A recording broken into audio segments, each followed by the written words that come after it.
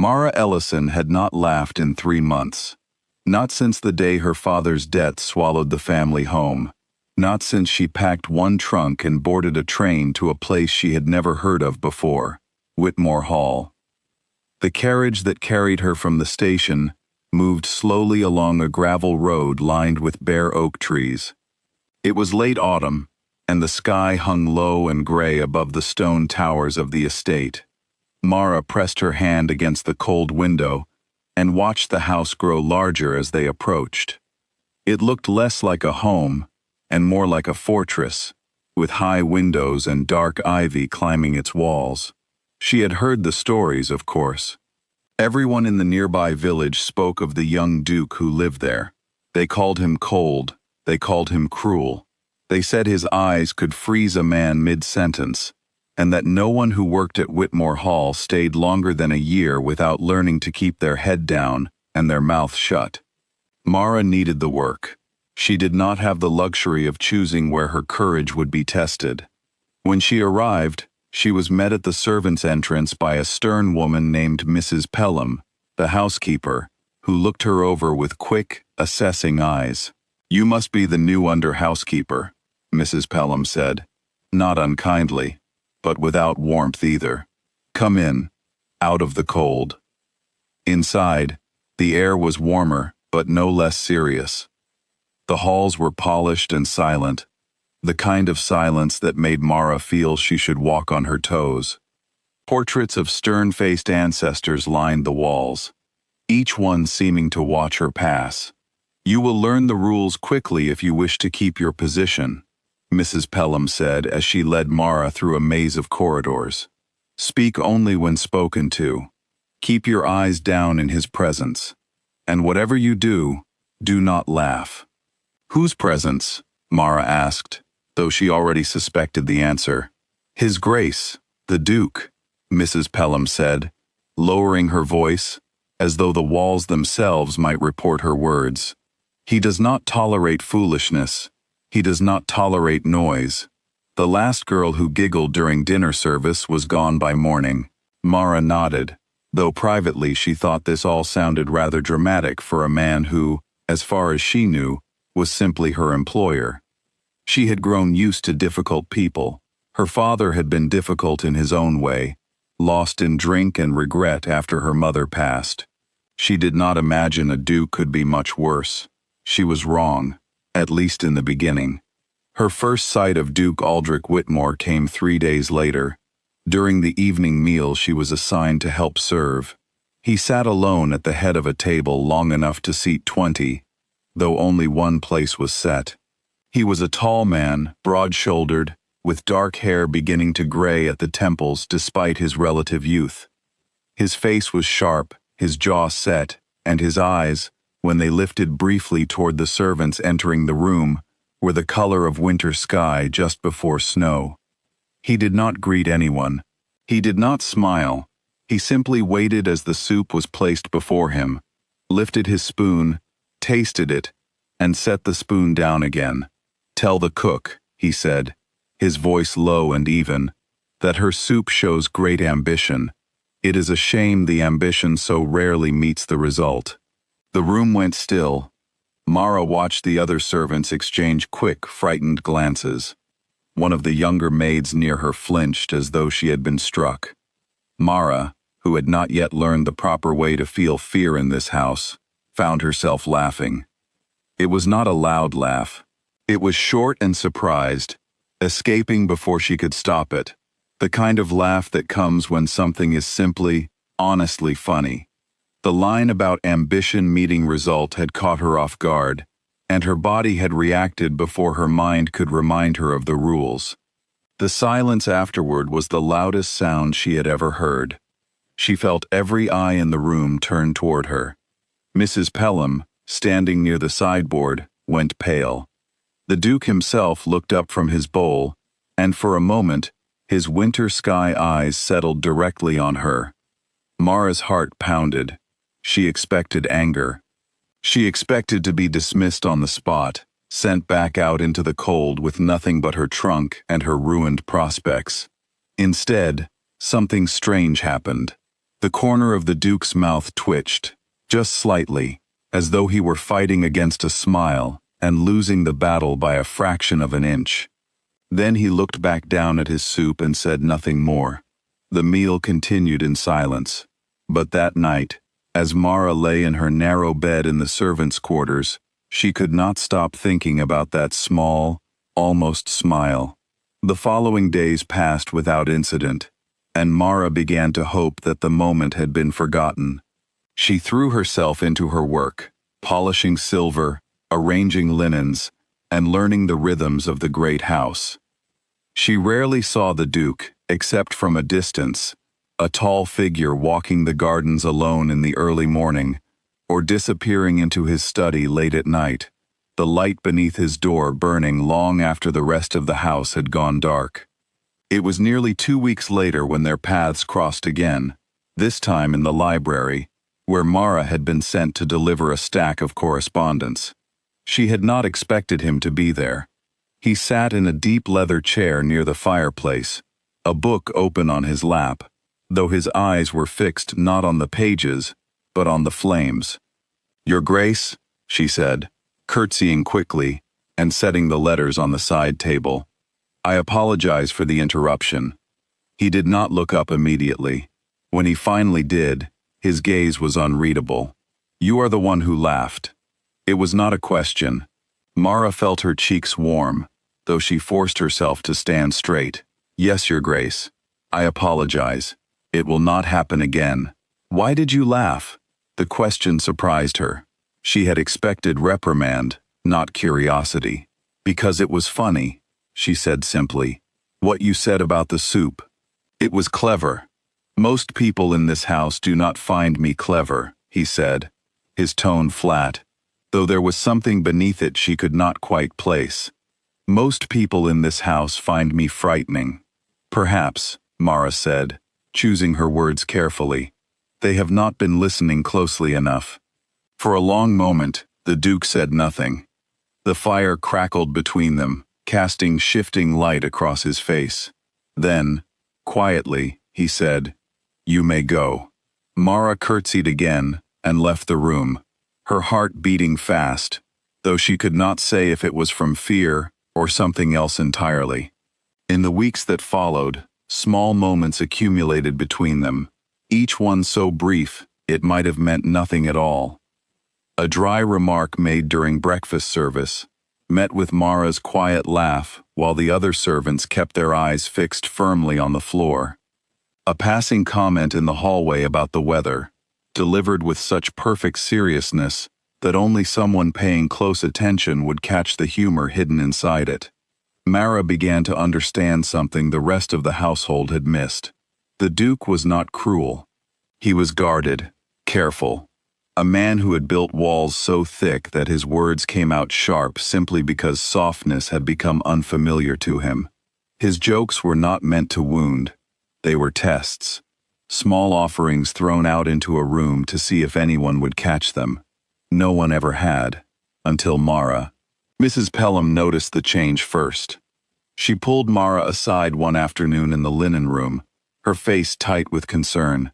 "You must be careful," she said. "The other staff are talking. They say His Grace looks for you at meals. They say he lingers in rooms where you are working." "I have done nothing improper," Mara said, though her stomach twisted at the words. "I did not say you had," Mrs. Pelham replied, softening slightly. "But you must understand, girl, this house has seen women lose their positions for less. The Duke's family has expectations. There are people watching, waiting for any reason to find fault." Mara thanked her for the warning, though she could not bring herself to change her behavior. It was not that she sought the Duke's attention. It was simply that, when she was near him, she felt no need to pretend, no need to shrink herself the way the rest of the household did. And in turn, she began to notice that he too seemed different in her presence, less guarded, less cold. The trouble Mrs. Pelham had warned of arrived not long after, in the form of the Duke's cousin, Lady Constance Whitmore Hale, who came to stay at the hall for what she claimed would be a brief visit. Lady Constance was a sharp-eyed woman with an even sharper ambition, for her own son stood as the next in line to inherit the dukedom should Aldrich never marry or produce an heir of his own. She arrived with an entourage of servants and an unmistakable air of someone assessing a property she intended to one day claim. Within days, she had taken to watching the household with the same cold calculation her cousin was so often accused of, though in her case, the accusation would have been accurate. It did not take her long to notice Mara. "Tell me," Lady Constance said one evening, cornering Mrs. Pelham in the hallway outside the dining room. "Who is the under-housekeeper who serves at dinner, the dark-haired girl?"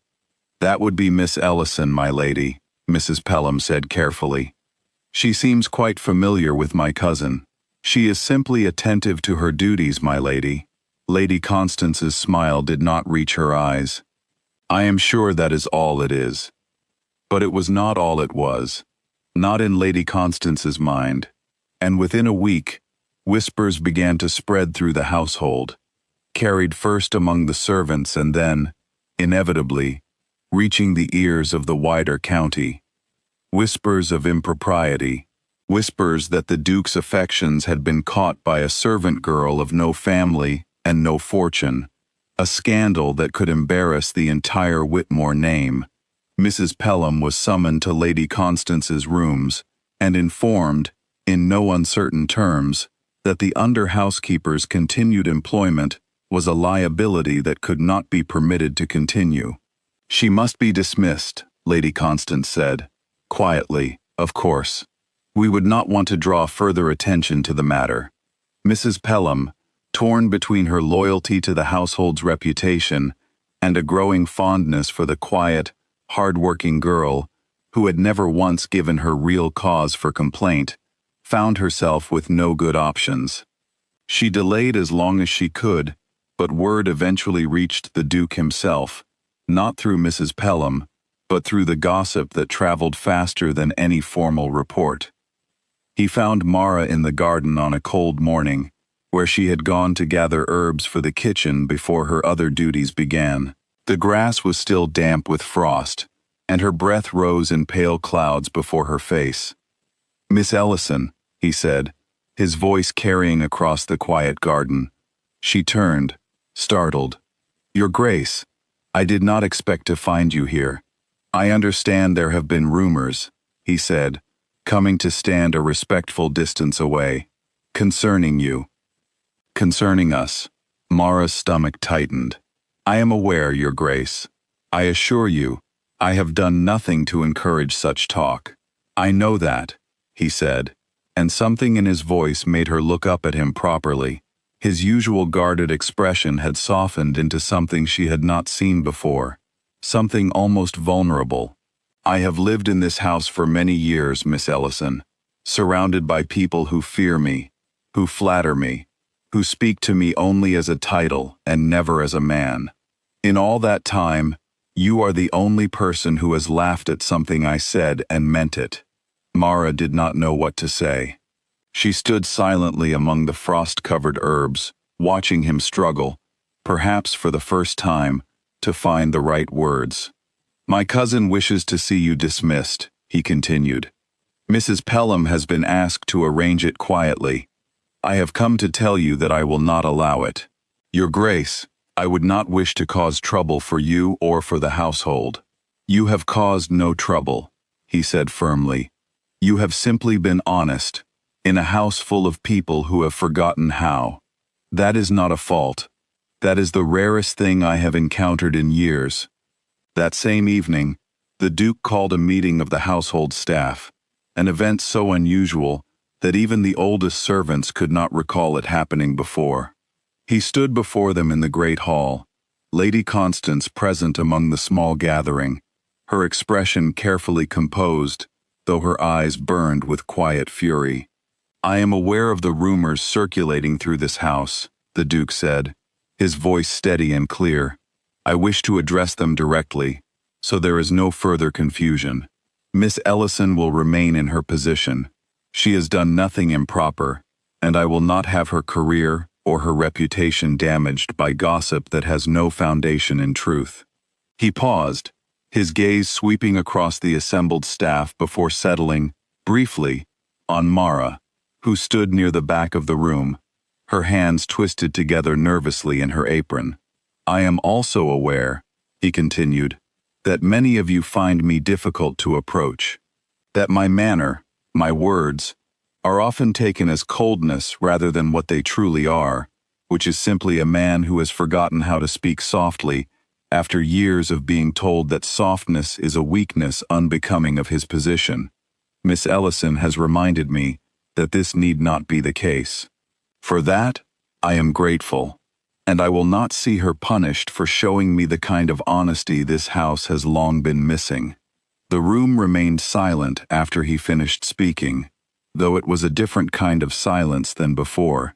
Not the silence of fear, but of surprise, of something shifting quietly into place that none of them quite knew how to name. Lady Constance left Whitmore Hall 3 days later, her plans for influence over the estate quietly abandoned, at least for the time being. The whispers among the staff did not disappear entirely, but they changed in tone, becoming less about scandal and more about wonder at the change they had witnessed in their employer. In the weeks that followed, the household slowly began to adjust to a different version of the Duke than the one they had known before. He still carried himself with the same quiet seriousness, the same sharp wit that had once seemed cold, but now, increasingly, revealed itself as simply dry humor, delivered without warmth, because warmth had never been modeled for him. But there were small changes too. He began joining the staff for breakfast on occasion, rather than dining entirely alone. He asked questions of the gardeners about their work, of the cook about her recipes, small gestures that would have seemed unremarkable in another household, but felt significant within the walls of Whitmore Hall. Mara remained in her position, continuing her work with the same quiet dedication she had always shown. She and the Duke did not speak often, not more than their respective duties required, but there remained between them an understanding that needed no further explanation. When he made a dry remark during dinner, she still laughed, and he still allowed himself that small, almost smile that had once seemed so out of place on his serious face. Mrs. Pelham, watching this quiet transformation unfold, mentioned once to Mara that she had never seen the Duke speak so freely with anyone in all her years of service. "He simply needed someone willing to listen," Mara said. "Or someone willing to laugh," Mrs. Pelham replied, smiling slightly herself. Mara did not deny it. She had come to Whitmore Hall with nothing but a single trunk and a debt-ridden family behind her, expecting only difficult work and a difficult employer. What she found instead was a man hidden behind years of expectation and isolation, a man the entire county had learned to fear without ever truly knowing. She had not set out to change anything. She had simply laughed when something was funny, spoken honestly when honesty was called for, and treated a Duke as she might treat any person deserving of basic kindness. It was a small thing, perhaps, in the grand scope of the world, but within the quiet walls of Whitmore Hall, it had been enough to thaw something that everyone else had long since given up trying to reach. And so the story of Whitmore Hall settled into something the local villagers still speak of today, passed down through old letters and household records, left behind by those who witnessed it. Not a story of scandal, as Lady Constance had once hoped to make it, but a quieter story, the kind that rarely makes its way into history books, about a cold Duke and the one person who was never afraid to laugh at his jokes.